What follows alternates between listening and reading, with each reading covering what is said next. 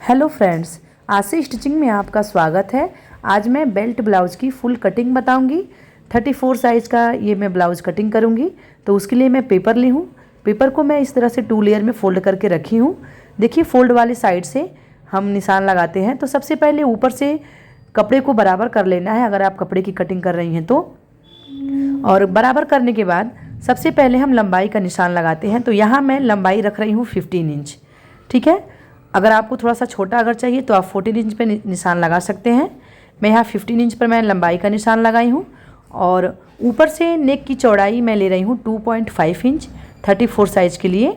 और शोल्डर का निशान मैं लगाई हूँ 5.5 इंच पर। ठीक है, और जो शोल्डर का निशान मैं लगाई हूँ वहाँ से नीचे आर्म होल का निशान मैं लगा रही हूँ 5.5 इंच मैं लंबाई ली हूँ। और वहाँ से हमको चेस्ट का निशान लगाना है। तो चेस्ट 34 है, उसका चौथा भाग आएगा 8 इंच और उसमें 2 इंच प्लस करेंगे जो सिलाई के लिए कपड़ा रखते हैं उसके लिए। तो इस तरह से निशान बना लेना है और उस निशान को इस तरह से सीधा कर लेना है। ये जो बीच वाला कपड़ा है ये मार्जिन के लिए रहता है।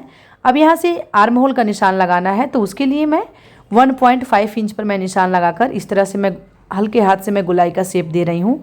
ये ब्लाउज़ का बैक पार्ट है। ठीक है, तो बैक पार्ट में आर्म होल 1.5 इंच का निशान लगाते हैं और फिर गोलाई का शेप देते हैं। फिर नीचे कमर का निशान लगाना है, कमर का चौथा भाग लेना है और फिर उसमें 2 इंच सिलाई के लिए प्लस करके रखना है और 1 इंच लेना है जो कि प्लेट्स के लिए रखते हैं, जो प्लेट्स में बैक पार्ट में हम जो प्लेट्स डालते हैं उसके लिए।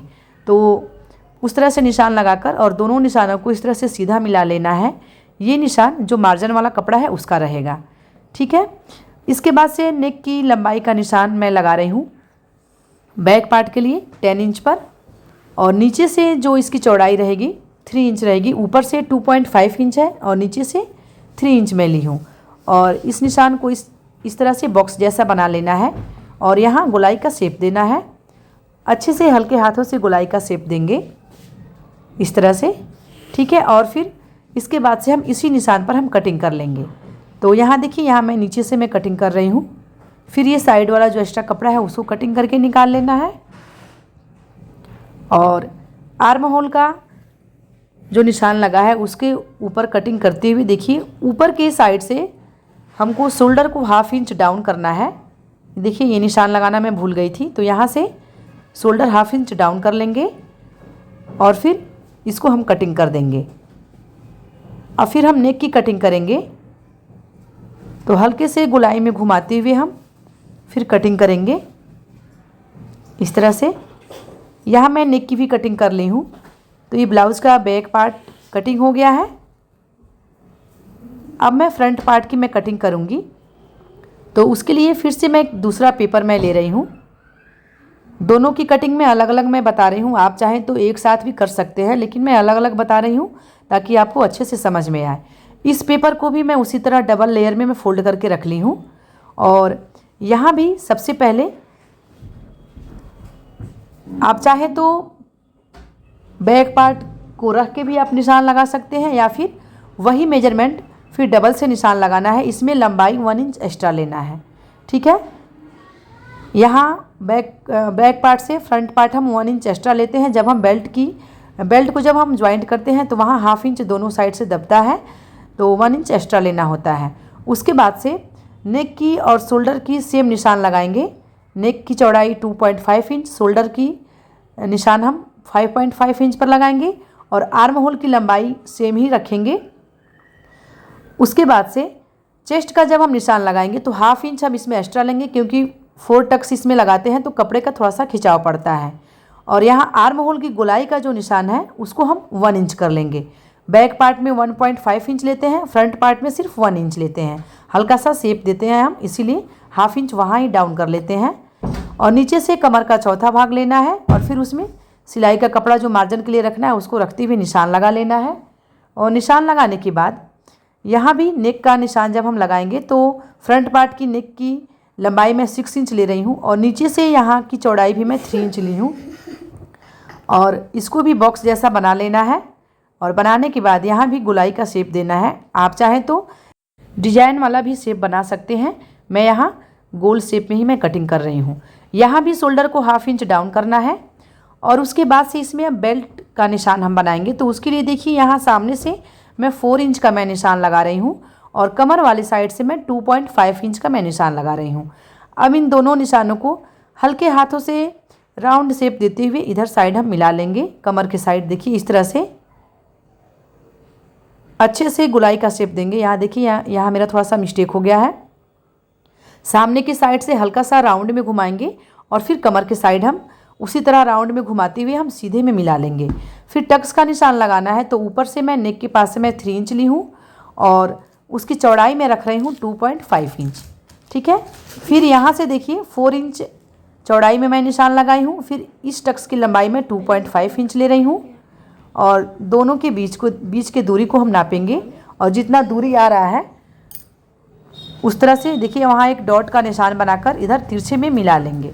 ठीक है, और मिलाने के बाद देखिए फिर चौथा वाला टक्स भी उतना ही हम दूरी रखेंगे और आर्म होल के सेंटर से हम इसको मिला लेंगे। ठीक है, तो ये चारों टक्स का मैं निशान लगा ली हूँ। अब इसी निशान पर कटिंग कर लेना है। तो देखिए इसमें भी मैं इस तरह से कटिंग कर रही हूँ। फिर साइड से कटिंग कर लेना है। कपड़े को आप चाहें तो ये जो साइड में इतना कपड़ा निकल रहा है, पेपर जो मेरा कटिंग में निकल रहा है, आप चाहें तो कपड़े को जब फोल्ड करेंगे तो उसी टाइम अपने चेस्ट के अकॉर्डिंग फोल्ड करते हैं मार्जिन वाला कपड़ा लेते हुए, तो साइड से कपड़ा वेस्ट नहीं होता है। ठीक है, तो उस तरह से जब हम फोल्ड करके और कटिंग करेंगे तो साइड का कपड़ा जो भी आएगा एक साइड से निकलेगा तो यूज में आ जाता है। देखिए यहाँ मैं कटिंग कर ली हूँ, बेल्ट की कटिंग हो गई है। तो इस तरह से देखिए यहाँ फ्रंट ओपन रखना है, तो जो फोल्ड वाला साइड था वहाँ से कटिंग करके हम ओपन कर लेंगे। अब मैं स्लीव्स की कटिंग में बता रही हूँ। तो देखिए उसके लिए मैं अलग से मैं पेपर ली हूँ और पेपर को इस तरह से 4 लेयर में फोल्ड कर लेना है।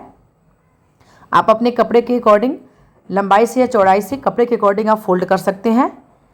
और फोल्ड करने के बाद देखिए जहाँ से फोल्ड होगा उसी की साइड हम लंबाई का निशान लगाते हैं फोल्ड वाले साइड से। ठीक है, तो यहाँ मैं लंबाई ले रही हूँ 5 इंच, स्लीव्स की लंबाई 5 इंच मैं ले रही हूँ। उसके बाद से नीचे से देखिए अपने फिटिंग के अनुसार मैं यहाँ निशान लगाई हूँ मार्जिन रखते हुए, और फिर नीचे से भी मैं 5 इंच का मैं निशान लगा ली हूँ और इधर के साइड से पीछे वाले साइड से 2.5 इंच में माइनस करके एक निशान लगाई हूँ। और ऊपर से जब हम आर्म होल में जब अटैच करते हैं तो देखिए यहाँ मैं 2 इंच जो मार्जिन के लिए एक्स्ट्रा रखी थी, तो यहाँ से भी 2 इंच एक्स्ट्रा रखना है। ठीक है, तो ऊपर से मैं 9 इंच का मैं निशान लगा रही हूँ और इस निशान को इस तरह से तिरछे में मिलाना है। साइड सामने का जो फिटिंग वाला है और आर्म होल के निशान को तिरछे में मिलाकर और यहाँ से हम स्लीव्स का शेप देंगे इस तरह से। और शेप देने के बाद देखिए अब हम कटिंग कर लेंगे ऐसे, एकदम निशान पे ही कटिंग कर लेना है। तो यहाँ मैं स्लीव्स की भी मैं कटिंग कर ली हूँ, दोनों स्लीव्स की कटिंग मैं एक साथ की हूँ। कपड़े को जब हम 4 लेयर करेंगे तो उसमें से 2 स्लीव्स ही निकलेगा और फोल्ड वाले साइड से हम लंबाई का निशान लगाते हैं। ठीक है, और यहाँ से मैं शेप की कटिंग कर दे रही हूँ। तो जो मार्जिन वाला कपड़ा है उसको छोड़ते हुए मैं शेप का मैं निशान लगाई हूँ इस तरह से। तो देखिए ये स्लीव्स की भी कटिंग हो गई है और ये ब्लाउज़ का फ्रंट पार्ट हो गया। अब ब्लाउज़ की फुल कटिंग हो गई है। अगर आपको ये वीडियो पसंद आया हो तो प्लीज़ मेरे चैनल को सब्सक्राइब करिएगा और वीडियो को लाइक ज़रूर करिएगा। वीडियो देखने के लिए थैंक यू।